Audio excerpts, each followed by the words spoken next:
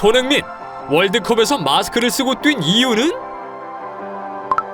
안녕하세요. 국내 최대 생동성 인상시험 모제 플랫폼 메디시보입니다. 유독 최초라는 수식어가 많이 붙는 카타르 월드컵이 그 화려한 막을 올렸습니다. 월드컵이 시작 전부터 국민들의 관심이 쏠린 건 바로 국가대표팀 간판이자 주장인 손흥민의 출전 여부였는데요. 손흥민은 지난달 마르세유와의 챔피언스리그 경기 중 부상을 당해 국내 팬들의 가슴을 철렁 내려앉게 했습니다. 월드컵을 앞둔지라 손흥민의 부상 소식은 국민들에겐 청천벽력과도 같았는데요. 다행히 손흥민은 검정 마스크를 착용하고 경기 내내 투혼을 펼쳐 국민들의 가슴을 찡하게 했습니다. 이에 손흥민이 마스크를 쓰고 뛸 수밖에 없었던 이유, 월드컵 출전 여부까지 불투명하게 만든 안화골절에 대해 관심이 쏠리고 있는데요. 오늘은 메디시보가 이 안화골절에 대해서 알려드리도록 하겠습니다. 안화골절은 안구와 주변 부위를 둘러싸고 있는 공간인 안화에 골절이 생긴 상태를 말합니다. 안화를 형성하고 있는 벽이 허물어지면서 근육, 지방같이 안화에 담겨있는 내용물이 밖으로 탈출하는 골절이죠. 안화는 상대적으로 얇고 약해서 낙상, 신체적 폭행, 충돌 등 강한 충격을 받으면 쉽게 골절되는 부위로 특히 운동선수들이 안화골절을 자주 겪는데요. 손흥민 선수는 다른 선수와의 충돌로 왼쪽 눈 주변부,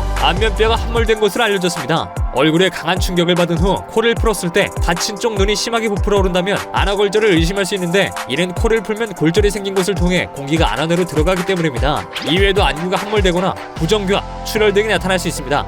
손흥민은 공중볼을 경합하는 과정에서 상대 선수의 어깨에 앞면을 강하게 부딪혀 코와 눈 부위가 크게 부어올랐습니다. 검진 결과 손흥민은 눈 주위를 둘러싸고 있는 뼈에 골절상을 당했고 수술이 필요하다는 소견을 받았는데요. 사실 경미한 안화골절이라면 대부분 시간이 지나면 자연스레 회복됩니다. 하지만 손흥민처럼 상대적으로 심각한 부상을 입었을 땐 수술 치료가 필요합니다. 뼈가 부러지는 과정에서 안화 주변 근육이나 눈알이 손상을 입어 시력 감소, 시신경 손상 등이 발생할 수 있기 때문입니다. 수술 골든타임은 2주 이내입니다. 이는 2주가 지나면 부러진 뼈 조각이 원래 위치가 아닌 비정상적인 위치에서 붙어버릴 수 있기 때문이죠. 그렇게 되면 수술도 어려울 뿐더러 예후도 나쁩니다. 수술은 부러진 뼈 파편을 제거하고 인공 보형물을 삽입해 안화를 재건하는 방식으로 이루어지는데요. 안화골은 굉장히 얇은 뼈이기 때문에 골절 시 원래 자리에 뼈를 가져다 놓고 고정할 수 없어 인공뼈를 사용해야 합니다. 안화골절은 수술 후에도 각별한 주의가 필요합니다. 전신 마취를 하기 때문에 철저히 관리하며 회복에 힘써야 하는데요. 골절 안정 기간은 6주 정도로 해당 기간 동안 과격한 운동이나 코 풀기,